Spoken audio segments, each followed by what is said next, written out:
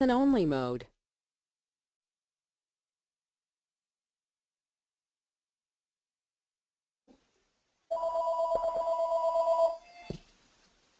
Hello everybody, thanks for coming to our webinar class this afternoon. My name is Neil Kelly with Generations, and we're going to be doing a special Valentine's webinar class today, talking about monogramming and some new alphabets that we have coming out. We're going to be discussing some things like properly spacing your letters and optimizing stitch lengths for nice results when you do the embroidery.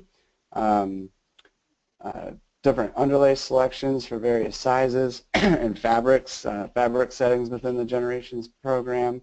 The scalability functions for these new alphabets, which is really quite nice. Some tips and tricks for, things that you might not know about the program, and also we're going to do a live question and answer presentation towards the end. So if you do have a question, we do have kind of a large group here. Basically, the format of our webinar class is going to be, I'm going to be monitoring the questions in the background. So if you have a question, we ask that you just type it into the question box, and we'll be answering the questions in the background, and I'm going to have Andrea doing the presentation of the content. And towards the end, if we have repeated questions that weren't covered during the content, we'll discuss those questions. It's going to be a lot of fun. We're going to be covering a fair amount of information, so hopefully everybody learns some new stuff. And also, we'll be talking about these new alphabets towards the end, and we do have a special promotion running on them for the next few days here, so we'll talk about, if you're interested in them, how you can get those downloaded and stuff as well. And we'll also, by the way, Andrea is going to be working in the latest version of Generations, which is 2.0. So you might see things that are a little bit different on her screen than on yours. So we will talk briefly about, if you want to get the latest version, how you can go about doing that. I do want to let you know that the monogram alphabets that we will be discussing are capable to be used in any version of Generations. So it doesn't really matter what version you have. If you do like these new monogram alphabets, you're more than welcome to order them, and they'll work within whatever system is that you're using. So anyway, with that said, let me pass it on over to Andrea, and thanks everybody for coming today. Hey everyone, thanks for coming. And today, like Neil said, we're going to talk about the new monogram alphabets, how to use them, and also some tips and tricks on how to properly lay out monograms. Some of the things that I'm going to go over in the first part of the session might be a little basic for some people, but I do want to make sure that I do cover all the necessary things that you might have questions about, and everybody is at different levels. So like Neil said, I am working in Generations version 2.0.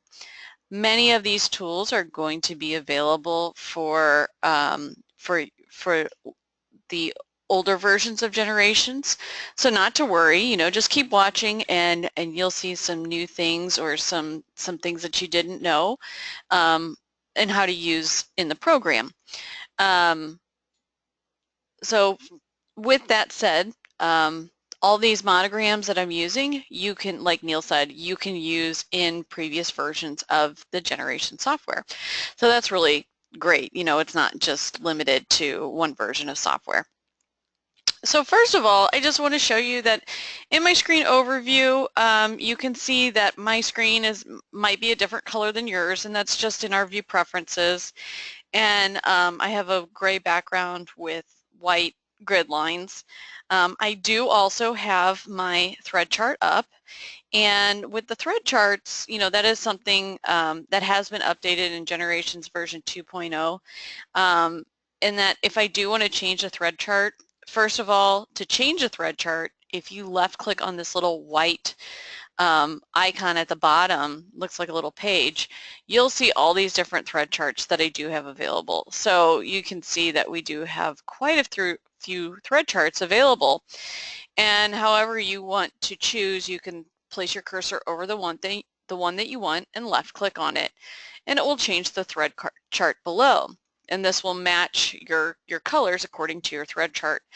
And as with any version of Generations, you can make your own thread charts. Here I am actually just going to choose the Poly Neon 40 of Madeira. I can also choose not to have a thread chart open at all. So it's really up to you on your preferences on how you want to lay out your screen. So speaking of view preferences, let me just show you a couple of things that you might want to change. So to get to our view preferences, we'll go up to View on the main menu bar and scroll down to View Preferences. The other thing, actually, before I go into view preferences, let me just left click off to the side here. I just want to show you that my design screen is in the default mode. All of my toolbars are in the default order, and with the toolbars you can move, dock them, have them float however you'd like. Now when I do refer to the toolbars, I will refer to them by name, and I will be going up to the appropriate icons. There are ways to get to different tools by going up to the icons or going up to the main menu bar. If I do want to move a toolbar around, I can grab one of the lines that's in the toolbars just by placing my cursor over it, do a left click, hold and drag. When I do that, you can see that I can move the toolbar, I can have it float in my screen, or I can actually move them and dock them wherever I'd like. But again, I am going to use that in the kind of the default manner. So if your toolbars are in different positions, just be aware of that, and that if your zoom bar might be down here, just be aware that you might be going to another place on your screen to get the same tool that I'm getting.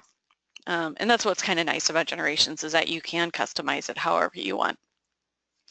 So back to view preferences, if we go up to view and then view preferences, and you can also see here P, that is my shortcut key. So I can actually hit the P button on the keyboard and it takes me directly to my view preferences.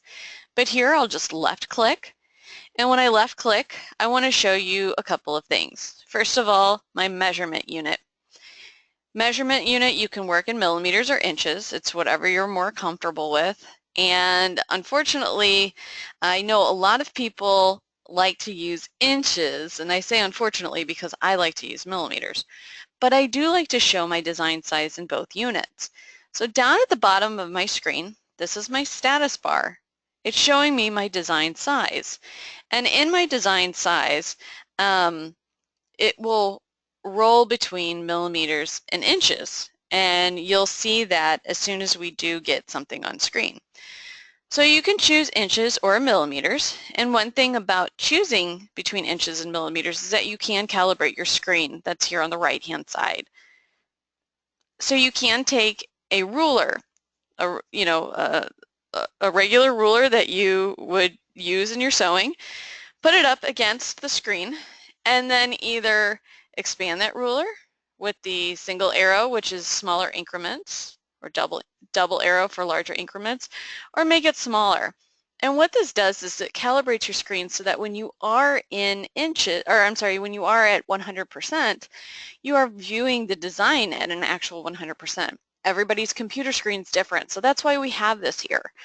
And notice that I am in millimeters, so you want to put your centimeter side of the ruler up against the screen here. When you click on inches, you'll see that it does get a little bit larger, and it says inch up here. So there's a kind of a clue on what side of the ruler you need. So I am going to keep it on millimeters. Now here, this is where I can choose to use the thread library or not. So if you want to use the thread library, make sure it's checkmarked. You can also choose between your different thread libraries right in here. Or if you don't want to use a thread library and just use Windows colors, you can deselect this and it will turn the thread library completely off. So those are the things I do want to show you within the view preferences kind of before we move on. So if you're not quite sure about the measurement unit, realize that we are in millimeters, I do like to work with my settings in millimeters. So I'll go ahead and press OK.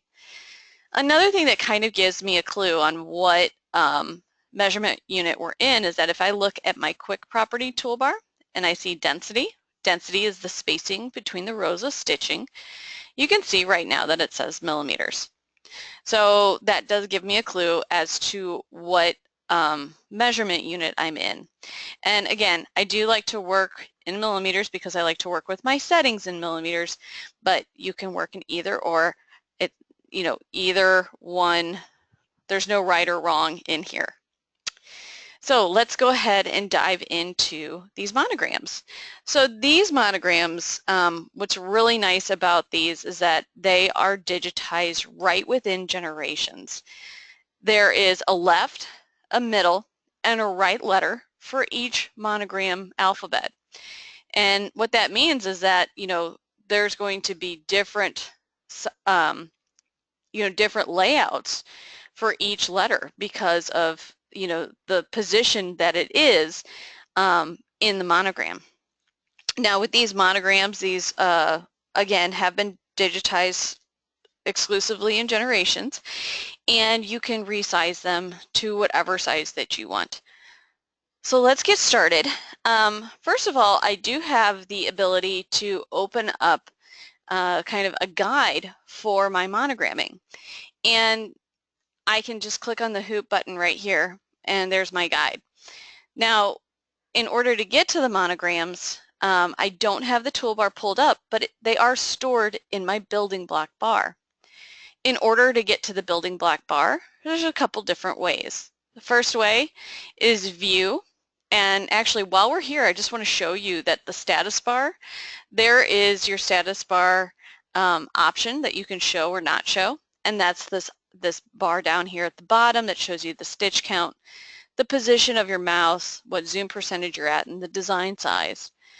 Another one is the stitch sequence. On the left-hand side, you'll see on my screen, this is my stitch sequence bar, and it's going to show me how the design is going to stitch out. And we're going to talk a little bit on how to change the stitch sequence, especially if you have machines or a machine that is maybe capable of sewing a hat, because sewing hats are a little bit different than sewing on a left chest or sewing on a towel or anything like that.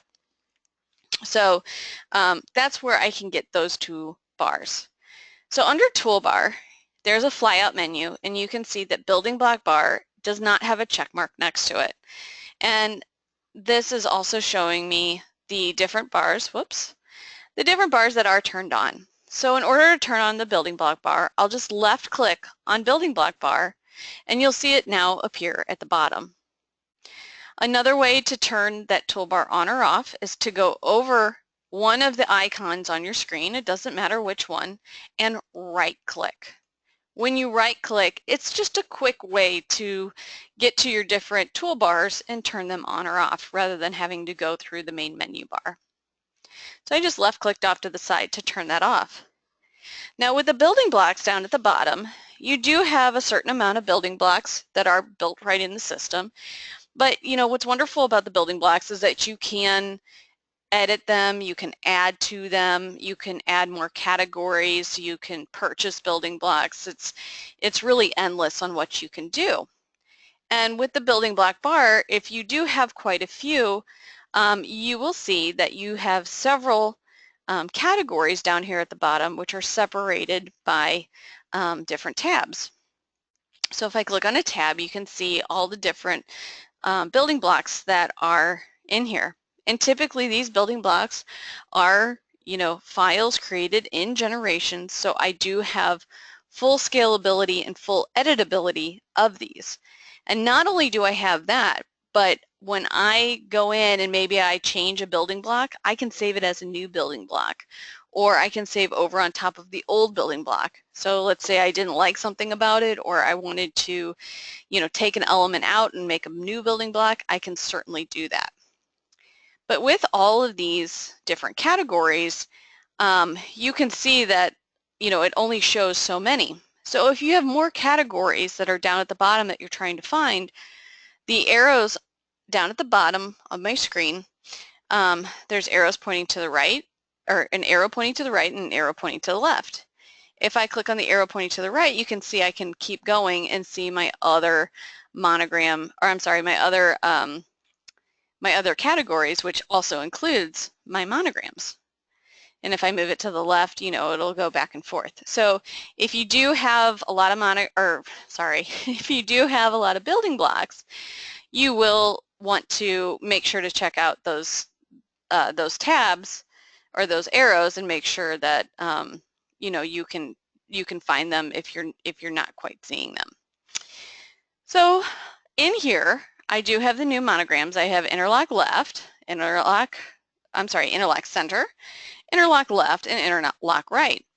And you'll notice that these are all a little bit different. So the interlock center, you can see, have a lot more curls and a lot more flares than the interlock left. Same thing with the interlock right. So I would like to create a monogram with the interlock font. And just as a side note with monograms, typically how monograms are laid out is that the left-hand side is going to be the first initial of the name. The middle initial will be the last initial of the name, and the right initial is going to be the middle initial of the name. So for example, my name is Andrea Marie Bomarito. My monogram would then in turn ABM. If you're doing it for a couple, traditionally it's the wife's name as the left, the middle is going to be the last name, and the right will be the husband's name. So if you're doing a couple, make sure the wife is on the left and the husband's on the right, and that's just traditional. You can change it obviously to however you want, you know, and if you are servicing, you know, a business, a lot of times people will want to change things up. So let's go ahead and make my monogram. So on the, well, I can do it in any way that I want, but I'll start with the center because I am already selected on interlock center. So my last name is Bomarito. I'll go ahead and left click on the B, hold and drag it into my screen.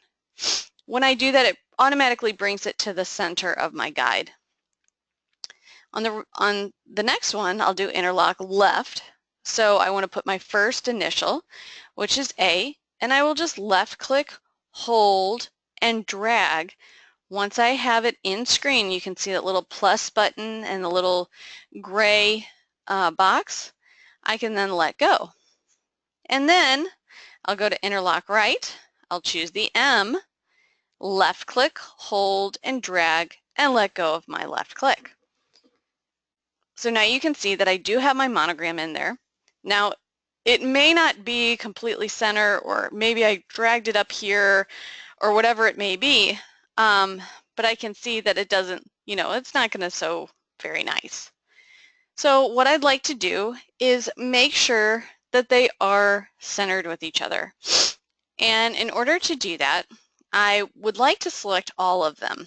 You know, if you see one, I left click on each letter, it puts 8 black nodes around each letter, and this is telling me that it's going to be, you know, I'd like to change the layout, or I'd like to, you know, move something. It's usually with a left click, it's a layout tool, whereas a right click, and you'll see when I right click inside the area, it is shaded in gray. And I do want you to see that I also am in the outline view. This outline view is going to give me the wireframe view of my lettering or of any design that I have. But usually a right click will be more of the artwork editing tools, and as well as the stitch editing tools and angle editing tools. So left click is usually a layout tool. So what I'm going to do is I just left clicked off to the side, and just as like a little side thing, whenever you are left clicked on something and you want to deselect it, just left click off to the side. Same thing with a right click. If you're right click on something and you want to deselect it, just right click off to the side. So with these letters, I would like to select them all. To do that, I can just left click, hold, and drag a box and encompass the whole, you know, all elements in here. I let go of my left click, and when I do that, you can now see, and I just use my scroll bar over here to scroll through. You can see that there's 8 black nodes around the entire design, but also the nodes, there's kind of like invisible nodes that are around each letter. Down at the bottom here, you can see this is my object toolbar. I have different layout tools, and I have different aligning tools as well as mirroring tools and spacing tools. I'm going to go ahead and bring that back down here. So that's my object toolbar, and in my object toolbar I have some aligning tools, which are these 6 icons right here, where I can align left, right, top, bottom, vertical center, and horizontal center. Now these give me a little bit of a clue as to how they're going to lay out by the boxes that are on the icon. These boxes are next to each other with a line going through them, so they're good for objects that are next to each other. So if I click on Align Horizontal Center, you'll see that my letters now line up center with each other. I also have a tool here called spacing. I have vertical spacing, which would be good for objects that are on top of each other, but also horizontal space, which are good for objects that are next to each other. And that has to be with 2 or more objects, because with 2 or more objects, with 3 or more objects, you have at least two spaces. If I have 2 objects, I only have 1 space, so it can't really even itself with anything. So I left click on that and it evens my spacing. Well, I'm still not quite happy with the spacing in that I want these letters to interlock a little bit better. So I'm going to left click off to the side.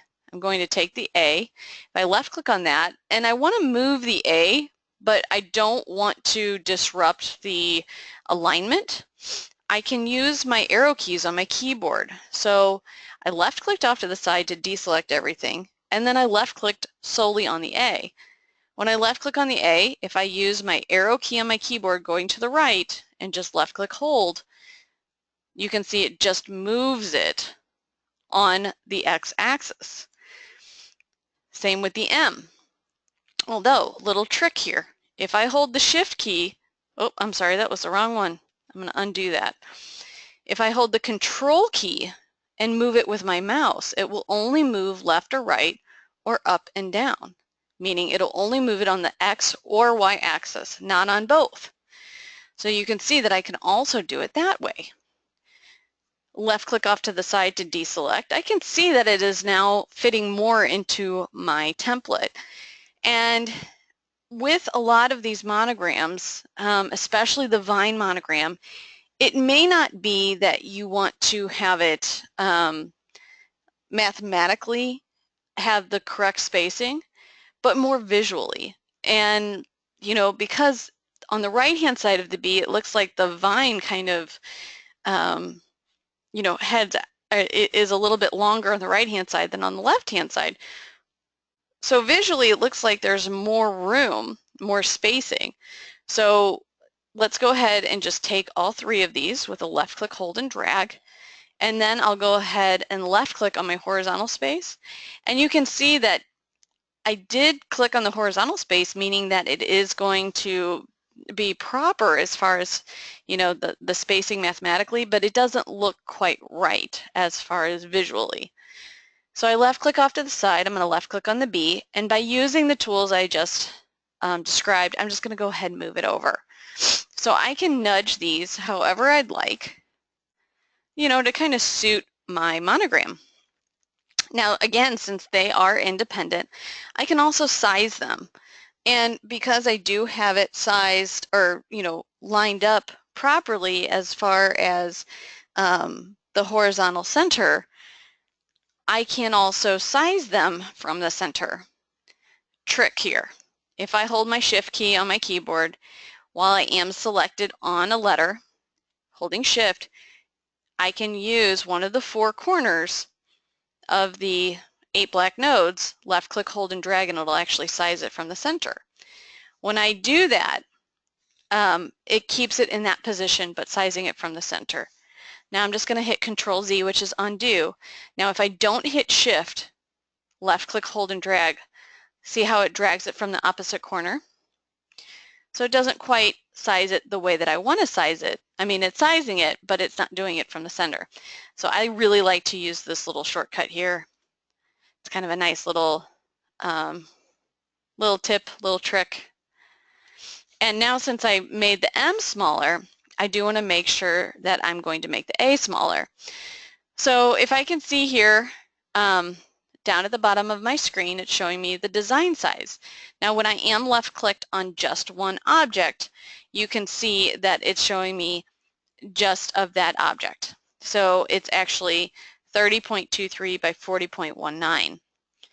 If I want the A to be the exact same, rather than trying to guess, I can left click on the A, go down to the bottom of my screen to the object toolbar and go to resize. And here I'll left click. And you know what, I'm so sorry, I don't remember. I usually have to write this stuff down. So, and I'm going to blame it on the baby, so the pregnancy brain's getting to me.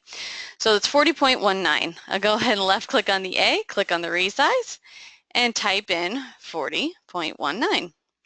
With maintain aspect ratio, it's going to go ahead and automatically change X, press OK, and it did size it from the center. So now you can see that it is all fitting within my template. I do like the size that it's at, and it's about 4 inches wide by overall about 2.76 tall. And I've been doing this all in outline mode. I do like to do it in outline mode because it is showing me kind of the outlines, or the you know, the vector, the embroidery vector. I'll generate my stitches, and now you can see my design.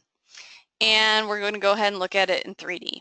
Now, things that I want to point out about this design is that, you know, I did show you that you do have the left, center, and right. So you have, you know, of one alphabet, you do have, you know, 3 different letters in a sense. So overall, let's see, 26 times 3, you have, what, 48 different letters? Is that right? I'm not really good at math. But you have quite a few letters that you would have to digitize. And they're all right here. You know, they're all correctly digitized. They're all optimized for stitching. And if you do want to make it bigger or smaller, you can. And the stitch count's going to change. You know, this is not like an alphabet that you might buy off of a website that's maybe a PES file. And you know, you have limitations in sizing. With this, you have no limitations in sizing. You have no limitations in editing. You can really do whatever you want, but they have been optimized to, you know, stitch nicely on most all fabrics. But if you want to change the settings, you can change it. So let's look at sizing first of all. So in sizing, I am going to take all of my letters, and if I want, I can group them together so that I'm not accidentally resizing one or another. And to group them all together down on my object toolbar, I can click on the group ungroup function. When I do that, they are all grouped as one. So if I do accidentally, you know, left click, hold, and drag, they're all moving together. I have the layout the way that I like it. I have the size, you know, appropriately for the left, right, and middle, but I do want to make it bigger. So let's say I want to make it for a back of a shirt, or back of a jacket or something like that, or I want to do it on a chair, or like a chair cover. You know, I see a lot of people, you know, for the wedding market, doing their monograms on napkins, on chair covers, on different things like that. So with it left click selected and they are all grouped together, I'm going to change the entire size. So if I left click on the resize button, now another way to get to resize is going up to edit and resize. So X is 102, which is about 4 inches, and Y is 70, which is almost 3 inches, about 2.75. So I want to go up to about 6 inches. Oops. So with 6 inches, we're going to go about 150, and with maintain aspect ratio, X will change appropriately, and I'll press OK. When I do that, you can see that my stitches pull apart from each other. My stitch count is actually the same, 5,771. But when I hit the generate button, you can now see that my stitches will fill in. I now have 13,749. So I will go ahead and hit, go to my zoom toolbar and click on zoom all design so you can see it all. You can see that with my larger letter, my B, it is splitting the stitch. And let me explain to you what that means, is that in the software we do have a minimum and maximum stitch length that our stitches will stay in between.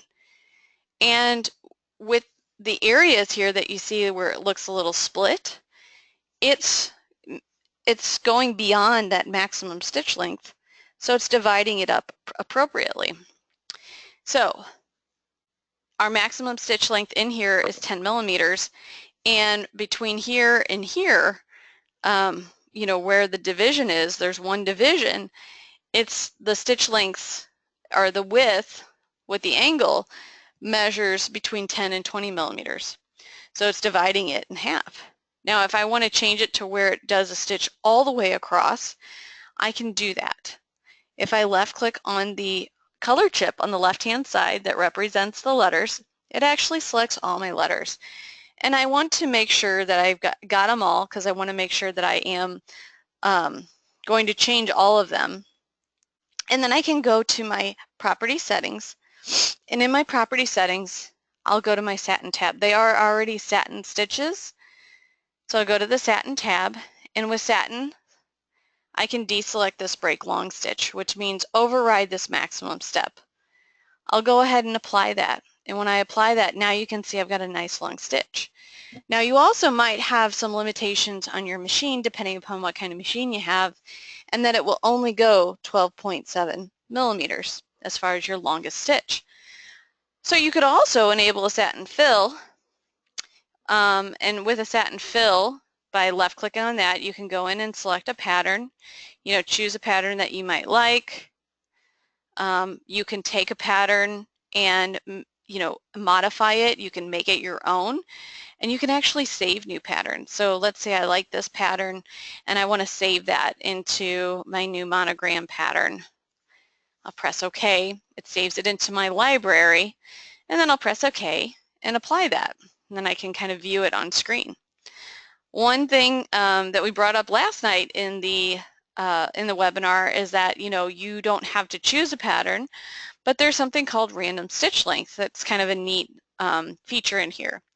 With random stitch length, it's going to randomize your stitch points between 10 millimeters and 0.2 millimeters. Now 0.2 is rather small, so I actually like to take that and bump that up a bit, especially with a little bit of a larger letter, and I put it at 2 millimeters.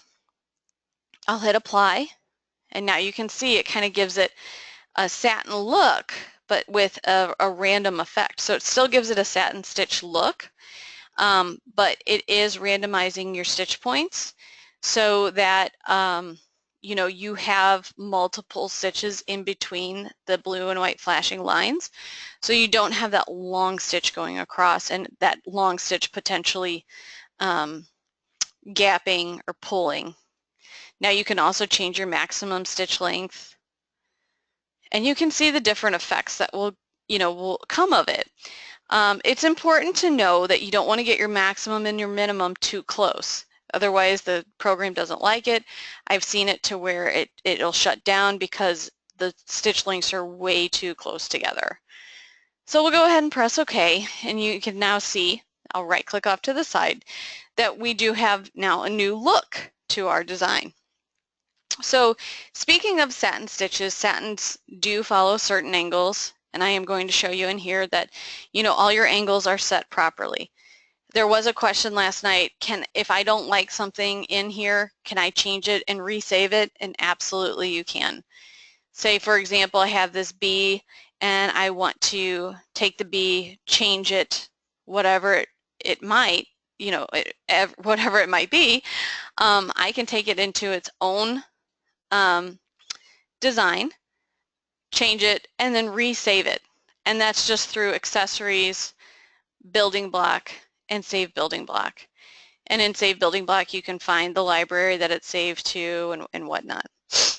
Now, one thing, you know, these letters and these alphabets have really taken the work out of digitizing, because I want to show you, you can do this yourself if you want. You can create your own monogram yourself, but it does take quite a bit of time. And I'm going to insert an image. I've got an example of a vine monogram. Press OK. It is coming in as scanned images, and sometimes with scanned image it will bring in extra colors. So I'll have to go in and pick a color and just say I want you only to read white and black, and then press OK. And OK again. So there's the design. I'll hit continue, and we'll bring the size down to about 75. Press OK.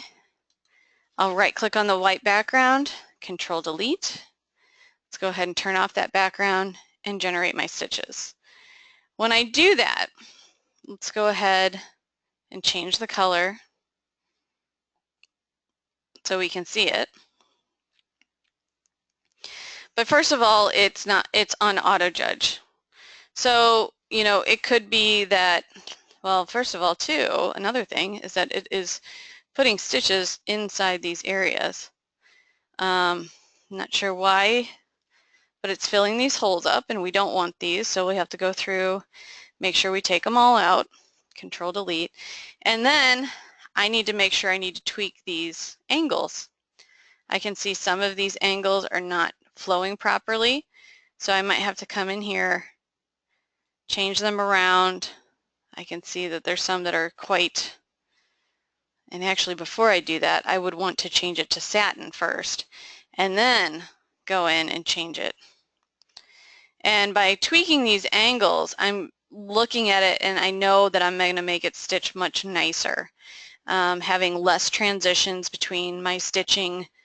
And then I would have to go through, do this 3 times for the W, you know, 3 times for every letter, and save it into each building block. But it's made it a lot easier for us with all these monograms that are simply stored within our building blocks.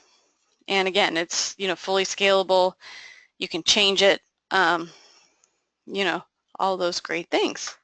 So again, these are different than monograms that you might buy online, because they are digitized right within the program.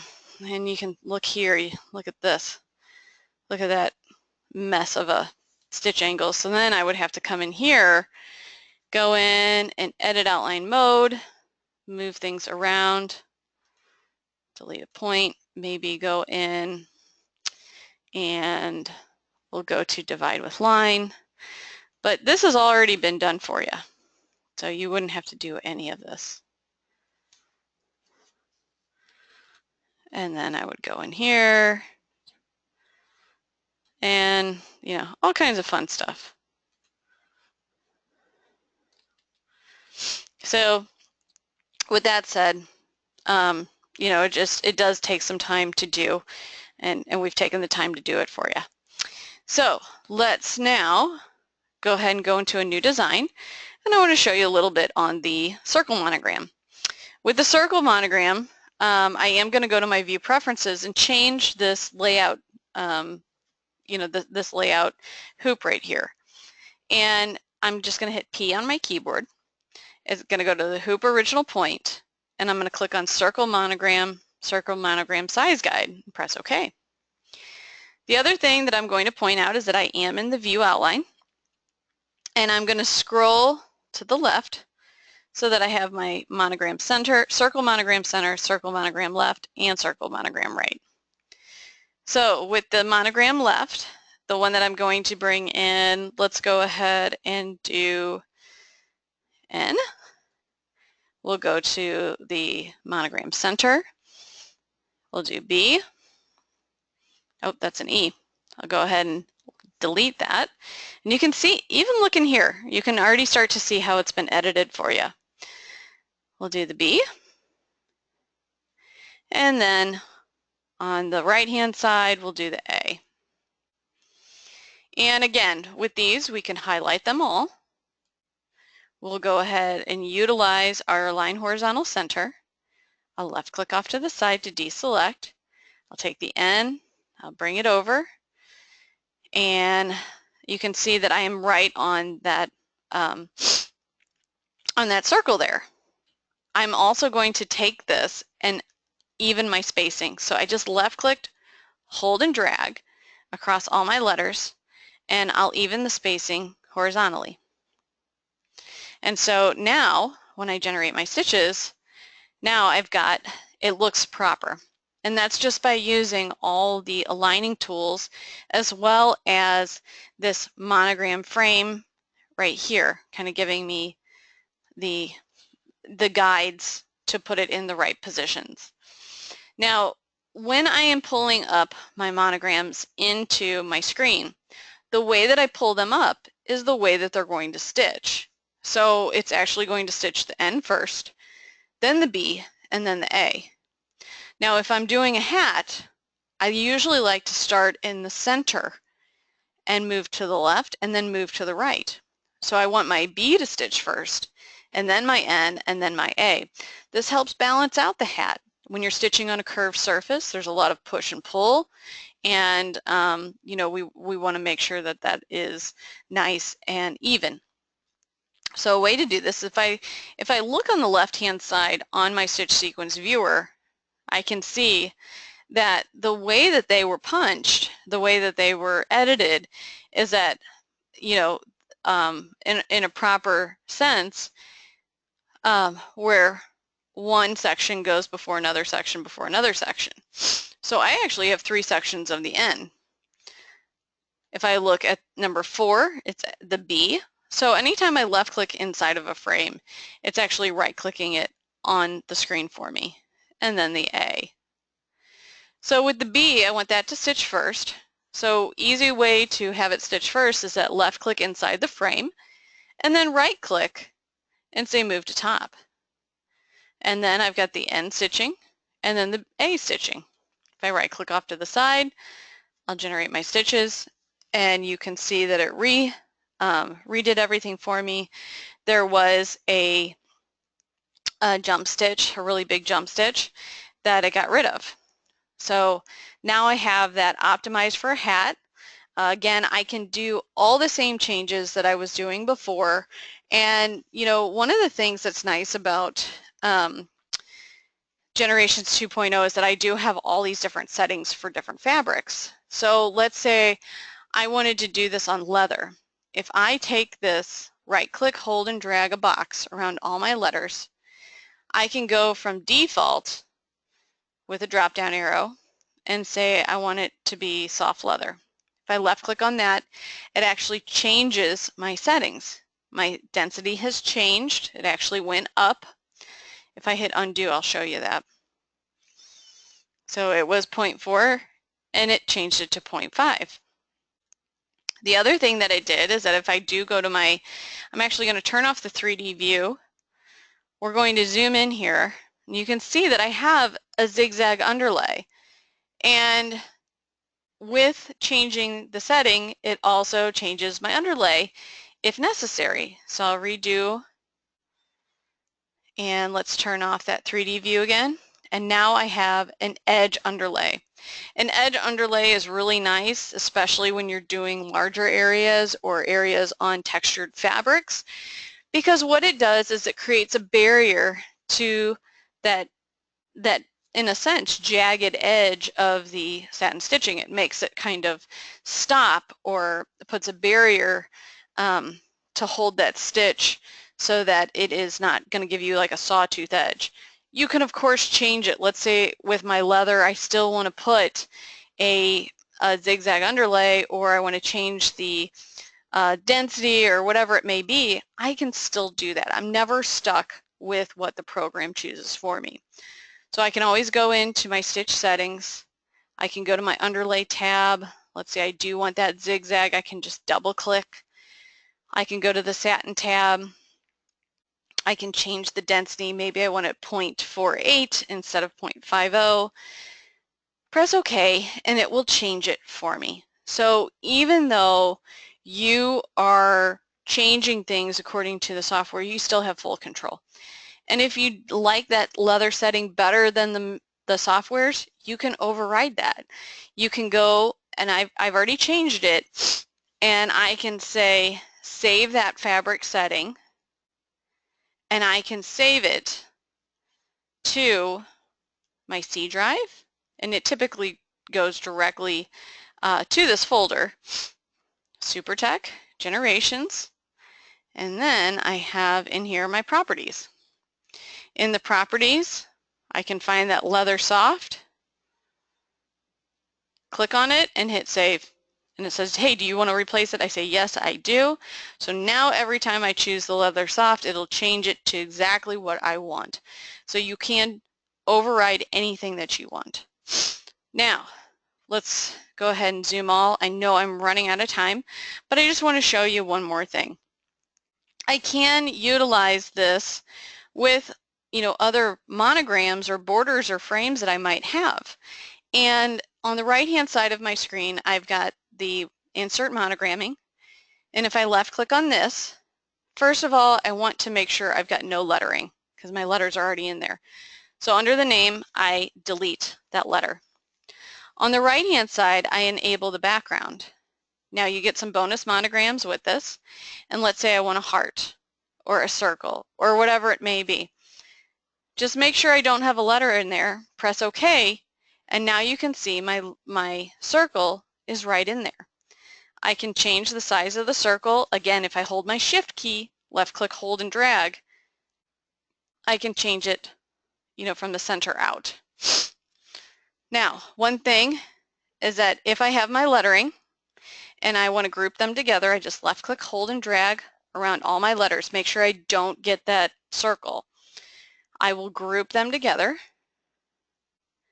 And let's say I want to take my lettering on the interior and change that to a different color. So I can left click on that first green color chip. It's a little bit different than my outline circle. And I change the color. And let's just say I do want the green outline to be the same color. And I decide this down the line. Instead of having to go through my my thread chart, I can simply select it, place my cursor over the color I want on my color bar, and right click. Now the one thing I did want to show you is that if let's say I have my monogram border way over here for some reason, I can select it all, go to Edit, Select All, and then I can utilize the Align Vertical Center and then Align Horizontal Center, and it'll get it back into place. And then I can group that if I want. So again, you can change anything that you want. You can make it whatever size. It's already done the left, middle, and right. We've got some, built-in guides for you, and but you have, absolute creative freedom. So Neil, I'm going to hand it back over to you because I'm sure we've got some questions, on these, and good job, Andrea. I think you got a lot of stuff covered there. You can hear me talking, yeah? Yep, absolutely. Okay. If you want to, before we get to the questions, just so I don't want to answer questions and go back and answer more questions, if you could pass it over to me and I'll go through and just kind of show them real quickly, like on the website, if they're interested in these Monogram, these new alphabet plugins, how they can get to those. Absolutely. So I just handed it back over to you. Okay, hold on. I'm not quite as fast as she is at this stuff, so bear with me. Okay, so that should be the Generations website there. And if you are interested in these alphabets, and like she was saying, you could go through and, I guess, in theory, download each one of these letters and edit them and tweak them. And one of the things she also didn't really get into too terribly much, but they have settings inside of them that are saved, to give you a better stitch result as well. It's not just the default settings. But anyway, if you go to the software tab, you go down to new Monogram alphabets, you can click on there, and it's probably where a lot of you registered for the website. But if you scroll down to the bottom there,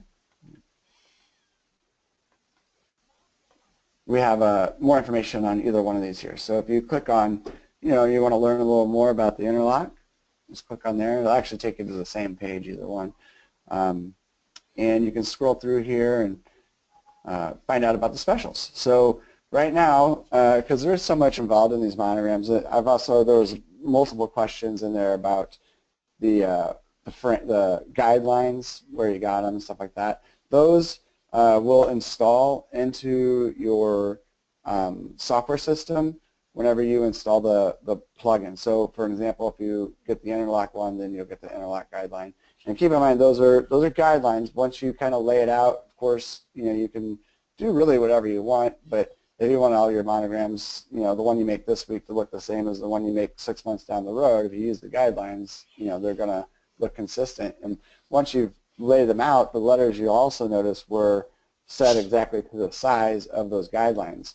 Once you have it laid out, you can turn off the guideline and you can make it, 8 inches big or 4 inches big or whatever. It doesn't matter. That's the full scalability of the alphabet system. So at any rate, each one of the letters, because there is so much involved in them, that comes with them, they're $99 a piece. They do have an introductory pricing for Valentine's Day. It's 25% off. Each one make them $74.95. Or, my personal opinion that the best value is, if you're interested in both of them, to get them both at the same time, because they have 50% off on that. So you regularly be looking at a $199 purchase for both of those, and right now you can get it for $99. They are an instant download, so you don't have to wait for CDs to come in the mail or anything like that. As soon as you do the buy now and you fill out your information, the very next screen is going to give you the information for downloading whatever product or products that you purchased. I do want you to make sure you know that on that very next page, the system on that page, it's going to give you a I can never say this word, authentication code. Sorry, and Neil. You're going to need that to install the software. So you're going to download it, and whenever you go to install it, it's going to ask you for that code to be able to install it. So make sure once you get past that page, or you get past the purchase page, to either print off the authentication code, write it down, or whatever, so that way when you close out the internet and you go to install the software, you'll have it handy. And if you lose it or something like that, you always call into the office and we can get you another one. We'll have to verify your purchase and things like that, so we can't do that right immediately, I guess. So anyway, be aware of that. And also, if these are just right on our website, so instant download. If you would prefer to pay through PayPal, or if you're an international customer, you could click on this international orders, and that page will take you actually through the PayPal payment system. Now, just so you know, if you choose to do the PayPal one, we do have to go back and verify with PayPal the payment, so that will take 1 to 2 business days before you get your authentication code, that fancy word, that code. Authentication. You can just say code. Yeah, so you get the code to install the software. So anyway, that's how you can go about that. And also, real quickly, if you are interested in the latest version and generations, if you have an older 1.2 or 3 or 4 or whatever, you can go to the software tab, click on version 2.0 upgrade, and there's plenty of information on this as well here. So you can take a look at that if you'd like. Hey Neil, I was just looking at a couple questions that I think are pretty good to answer right now. Number one, will the building block purchase work on older versions of generations? And yes, they will. So whether you have generations 2.0 or lower, it will certainly work with it. Another question, that we've gotten actually by a couple people is that, if you are running a business, can we use these monograms on finished goods? And absolutely. You can go ahead and design your monogram, stitch it out on, whatever the product may be, and sell that product. The only thing you can't sell is the letters, the digital download and things like that. So you can absolutely use it in your business. You can use it for gifts. There's a lot you can use it for. So Right. And honestly, if you're doing this for more than love, if you're doing this for money, these monograms, they are by far the top two selling monograms in the industry, the circle monogram and the interlock. And to me, it would be a no-brainer to spend. I mean, $99 is not a great deal of money in what you would make back being able to offer these to customers or to your relatives or whomever, But and with all the editing and the special features that come in it, it's really, it's worth that price easily. So. Another thing that I wanted to just mention to everybody, some people had to leave early, some people, just were having some difficulties with the audio, and I apologize for any inconveniences, but this session has been recorded, and we will post it up on our YouTube channel or our website, and we will send an email out letting everybody know when it's ready. So you will have this to view later on, should you say, oh, hey, how did she do that again? Or, I knew she talked about this, but I can't remember. You will have the ability to go back over this. So we will send you out an email once that is all ready.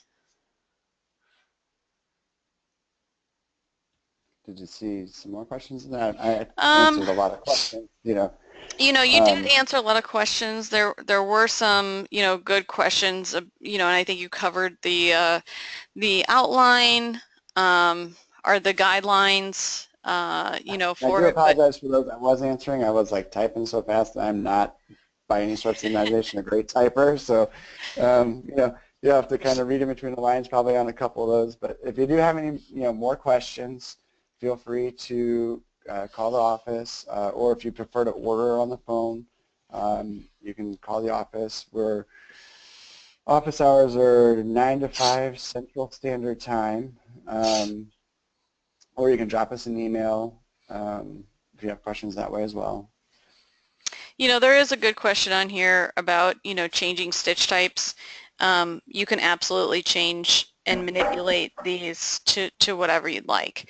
And if you have certain questions about certain stitch types or about how to do it, we are here to help you and show you how to do so. So again, even though they have been pre-digitized, they are editable, 100%, because they've been digitized in generations. They're not a PES file or a DST file where you have limited editing. They are full-on generations native files that you can do whatever you want to them.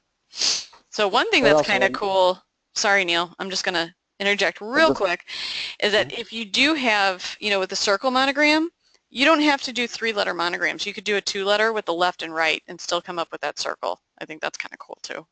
So. I remember a question from last evening. We also did this webinar class for those of you that didn't make it to that one. Somebody had asked about what's the difference in between these type of alphabets and something that they may have gotten off of that Etsy website. And I don't remember if you covered that in this topic, or in this webinar, how these are, the difference being like you could take those and you're limited on size and that sort of stuff with those. Right. Absolutely. So, a lot of times with, just any file that is pre-digitized, you're limited on size. Now in this program, you can size up or down, you can size down 50% or up 100%, or I'm sorry, 200%, so twice the size or half the size, but you can even go beyond that. Most other softwares you can, you're limited to about a 20%, a 20% limitation. And not only that, but when you go really large, like I was showing you with the interlock, even though you're resizing it with a satin stitch, you may want to change it to a different fill type. So if you did that with a pre-digitized font that's like a stitch file font, like PES or DST or JEF or whatever it may be, you would have to, in a sense, almost recreate it or redigitize it to be able to change the stitch type.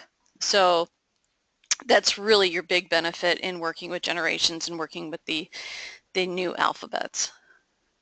Mm-hmm. We're going to wrap it up here. One thing I forgot to mention when I was talking about the purchasing, that these prices are just introductory pricing for Valentine's Day. So if you are interested in this, you would want to get it before the 15th, before it goes to regular price.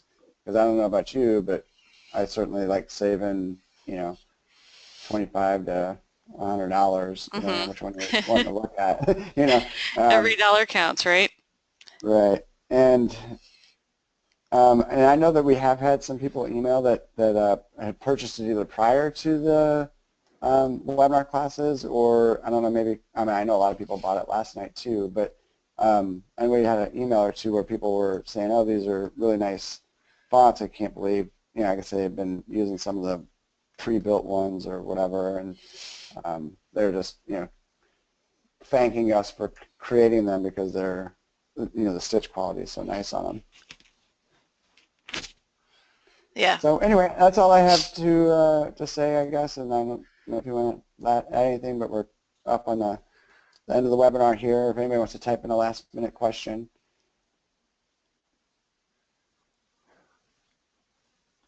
Well, before everyone goes, just want to thank you for coming and attending the webinar. And should you have any questions, just let us know. Okay, sounds good. I don't know if you want to throw up the office. Oh wait, I'm doing that, aren't I? The phone number. Yes. The phone number is, what is the phone number? 985, or I'm sorry, 888-985-5800. I believe it's 866. Oh. We are just terrible representatives, aren't we? The phone number's down here at the bottom of the website. There you go. It's 636-724-5800.